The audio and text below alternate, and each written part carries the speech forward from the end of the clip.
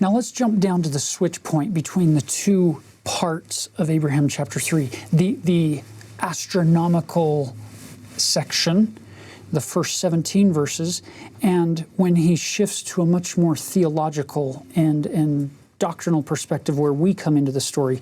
Look at verse 18. Howbeit that he made the greater star. And then these two words, as also. You might consider underlining or highlighting those two words, as also. As also to all of this to comparison is the same as an equal. Just like that, it's a simile at this point, very similar to this. If there be two spirits, and one shall be more intelligent than the other, yet these two spirits, notwithstanding one is more intelligent than the other, have no beginning. They existed before, they shall have no end, and they shall exist after, for they are gnolam, or eternal. Did you notice that he just taught an absolute amazing doctrine here, that you existed before and there was never a time when you didn't exist, which brings us into this concept of, oh my heavens, we are co-eternal with God. We're not co-equal with God, but just like God is without beginning of days or end of years, Abraham's learning from God, we were all without beginning of days and end of years, but we're less than God, working through our progression using this huge cosmic object lesson as a placeholder for what God is doing with us as spirits and as intelligences. Look at this. We're eternal. By the way, side note, all of this has a clock ticking. The sun will have a day when it's filled its purposes and it's done. And it won't live forever.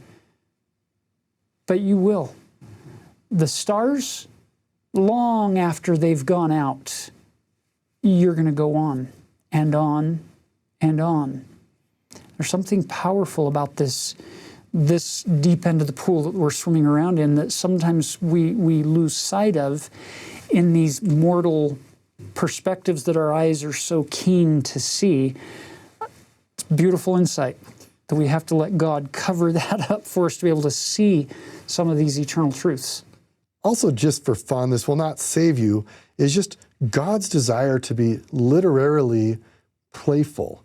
That when he's revealing this to Abraham, I've heard from my Egyptology friends that the word for star and spirit in Egyptian would be ach and ik. They actually sound very similar. And so there's actually this wordplay going on at the very moment of switching where God is using this object lesson of cosmology and saying, okay, Abraham, this is how people in your world today, in your time, understand cosmology and science.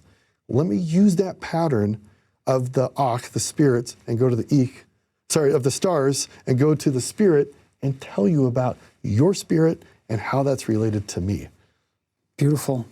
And then verse 19, and the Lord said unto me, these two facts do exist, that there are two spirits, one being more intelligent than the other. There shall be another more intelligent than they. I am the Lord thy God.